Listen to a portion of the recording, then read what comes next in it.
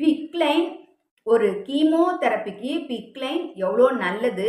பிக்லைன் போட்டீங்க அப்படின்னா, என்ன செய்யணும், என்ன செய்யக்கூடாது அப்படிங்கிறத இந்த வீடியோல நம்ம பார்க்கலாம். நான் என்னோட அனுபவத்த தான் ஃபுல்லா சொல்லப் போறேன். யாருக்காவது பிக்லைன் பத்தி தெரிஞ்சுக்கணும் அப்படின்னு இருந்துச்சுன்னா, இந்த வீடியோவ ஃபுல்லா பாருங்க. நான் ஸ்டெப் பை ஸ்டெப் சொல்றேன்.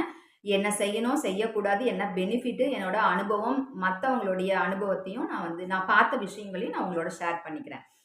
ஃபர்ஸ்ட் வந்து எனக்கு கீமோ குடுக்கறதுக்கு முன்னாடி என்னோட டாக்டர் வந்து பிக்லைன் போடணும்னு சொன்னாங்க. எனக்கு அத பத்தி தெரியாது. பிக்லைன்னா என்ன அப்படின்னா, ஒரு நல்ல நீட் ஒயரு அத வந்து நம்ம நரம்பு வழியா நம்ம ஹார்ட்டுக்கு கனெக்ட் பண்ணிடுவாங்க.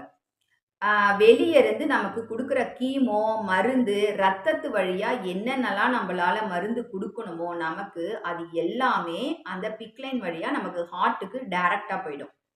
ஆ அது வந்து பார்த்தீங்கன்னா, சில பேருக்கு இந்த இடத்துல போட்டிருப்பாங்க.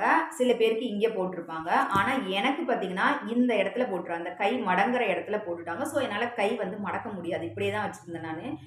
அத பத்தி ரொம்ப தெரிஞ்சதுனால, ரொம்ப வந்து அது வந்து இன்ஃபெக்ஷன் ஆகக்கூடாது. ஏன்னா, நான் ஃபர்ஸ்ட் டைம் வந்து பிக்லைன் போடுறதுக்காக நான் வந்து அங்க போனப்ப என்னாச்சுன்னா, பிக்லைன்லாம் போட்டுட்டு வந்ததுக்கு அப்புறமா, அ ஒருத்தவங்க வந்து பிளட் கேன்சர் அவங்களுக்கு. அவங்க பார்த்தீங்கன்னா, அப்படியே வந்து ஃபுல்லா அந்த ட்ரெஸ்ஸிங்கே இல்ல. ஃபுல்லா வந்து கீழ தான் இருந்தது. அப்படியே ஃபுல்லா சுத்தி தான் கொண்டு வந்திருந்தாங்க. என்னன்னு கேட்டா, பிக்லைன்ல வந்து இன்ஃபெக்ஷன் ஆயிடுச்சுன்னு சொன்னாங்க. ஆ ஏன் இன்ஃபெக்ஷன் ஆச்சு அப்படின்னு சொன்னா, சரியா மெயின்டெயின் பண்ணலையோ என்னமோ இன்ஃபெக்ஷன் ஆயிடுச்சு. அவங்கள நான் 2, 3 தடவ பார்த்துருக்கேன். இன்ஃபெக்ஷன் ஆயிடுச்சுன்னு சொல்லிட்டு திரும்ப புதுசா தான் போடுவாங்க. திரும்ப அத வந்து இது பண்ண மாட்டாங்க. அப்ப வந்து எனக்கு ரொம்ப பயந்துட்டேன். அப்புறம் நமக்கும் இன்ஃபெக்ஷன் ஆச்சுன்னா, திரும்ப புதுசா போடணும். திரும்பியும் ஒரு 50,000 செலவு பண்ணணுமே!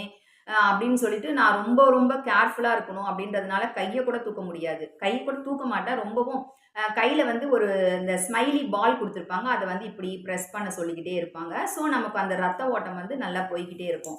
பட் ஒரு சின்ன பையன் அவன் கையில இங்க தான் போட்டிருந்தான். கைய இப்படி தூக்குறான், தண்ணி குடிக்கிறான், விளையாடுறான். ஒரு இதுவுமே இல்ல. சூப்பரா வந்து அந்த பையன் நல்லா ஆக்டிவா இருந்தான். அ அவனுக்கு வந்து அவங்களுக்கு வந்து ஒரு இது இல்ல. பட் அவன் வந்து நல்லா இருந்தான். எத பத்தியும் கவலைப்படாம சூப்பரா இருந்தான்.